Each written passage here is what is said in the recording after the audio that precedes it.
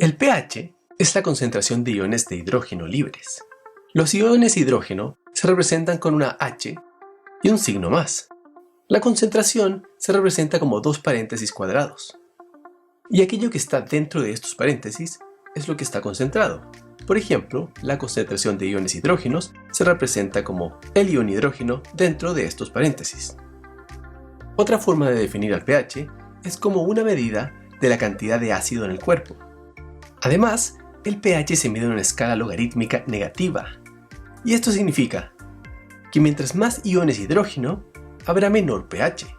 Y mientras menos iones hidrógeno, mayor pH. Si tenemos un pH de 7,4, esto representa una concentración de iones hidrógeno de 10 elevado a menos 7,4. Un pH de 7,4 se refiere a una concentración de iones hidrógeno de 44 nanomol por litro. En los valores normales, tenemos los iones hidrógeno van entre 36 a 44 nanomol por litro. El pH va entre 7,36 a 7,44. El bicarbonato va entre 22 a 26 milimol por litro o miliequivalentes por litro, ya que al menos en este caso, 1 milimol por litro de bicarbonato es igual a 1 miliequivalente por litro de bicarbonato. La presión parcial de CO2, también conocido como dióxido de carbono, va entre 35 a 45 milímetros de mercurio. De forma simplificada, si hacemos el promedio de estos rangos, el valor normal del ion de hidrógeno es de 40 nanomol por litro. Para el pH, 7,4. Para el bicarbonato, 24 miliequivalentes por litro.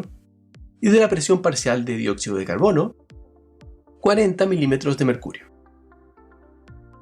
Los buffers, amortiguadores, tampón químico u otros nombres, son una especie de esponjas. Son sustancias que absorben y o liberan protones según necesidad. Los principales son el bicarbonato, la hemoglobina, el fosfato y el hueso. El bicarbonato, habitualmente representado como HCO3-, en este ejemplo, el 3 significa que hay 3 átomos de oxígeno y el símbolo negativo significa que la molécula de bicarbonato tiene una carga negativa. El bicarbonato es el principal buffer extracelular, es decir, fuera de la célula.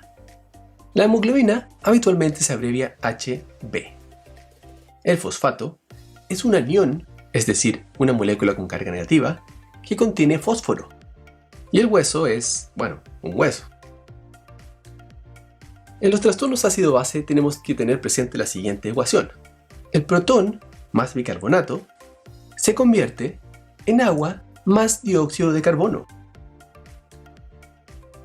Anhidrasa carbónica, que es una enzima que permite la conversión de protón más bicarbonato en ácido carbónico y posteriormente su disociación en agua y dióxido de carbono, y lo inverso también es posible, que estos dos componentes formen ácido carbónico y luego se conviertan en bicarbonato y protón. Aquí podemos ver la ecuación completa, incluyendo al ácido carbónico. Y recuerden, esto puede ir en cualquiera de los dos sentidos.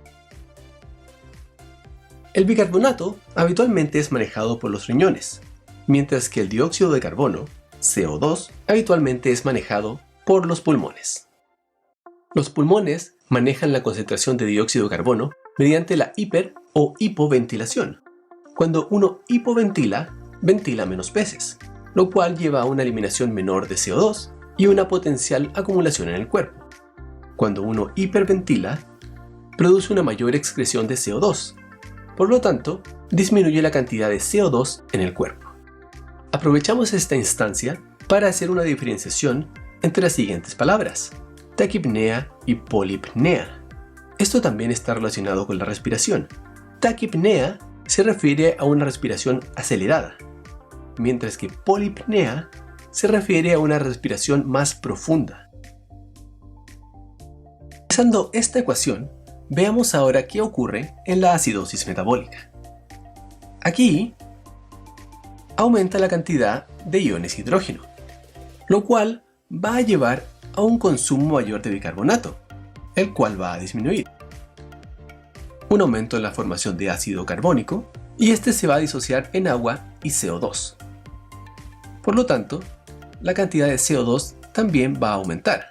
Sin embargo, esta puede ser fácilmente manejada por los pulmones. En un ejemplo distinto de acidosis respiratoria, la cual habitualmente ocurre por hipoventilación, es decir, la persona respira menos y por lo tanto retiene CO2.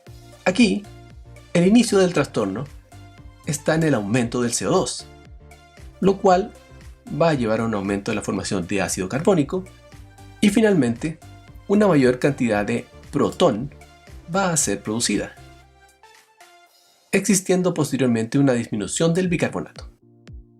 Así que, como han visto, esta ecuación puede moverse en ambos sentidos, y es aquel componente que inicia el problema el que recibe el nombre principal, como en este caso, respiratorio, inició en los pulmones. Lo anterior podemos simplificarlo en lo siguiente. El pH va a estar relacionado con la proporción entre la cantidad de bicarbonato y el PCO2 que tengamos en el cuerpo. Por ejemplo, en la acidosis respiratoria. En las acidosis hay una disminución del pH. Por lo tanto, podemos saber que el pH va a estar disminuido. Y al ser respiratorio, tenemos que tener un aumento en el CO2. Mientras que en la acidosis metabólica también va a disminuir el pH, sin embargo aquí el problema principal no va a estar relacionado con el PCO2, sino que va a estar relacionado con una disminución en el bicarbonato. En el caso de las alcalosis, debemos saber que el pH está aumentado. En la alcalosis respiratoria entonces, vamos a tener un pH aumentado. Y al ser respiratorio el componente principal, lo que va a ocurrir es que disminuye la presión parcial de CO2. En la alcalosis metabólica, nuevamente el pH aumenta, sin embargo, esto no está relacionado con el PCO2, sin embargo con el bicarbonato. Si el bicarbonato aumenta, va a hacer que el cuerpo tenga alcalosis. Hasta aquí lo dejaremos por ahora. Por favor, acompáñenos en el segundo video, donde veremos las respuestas o compensaciones respiratoria y metabólica de los trastornos ácido-base. Esperamos que este video les haya gustado. Déjenos sus comentarios, recuerden suscribirse al canal y nos vemos muy pronto.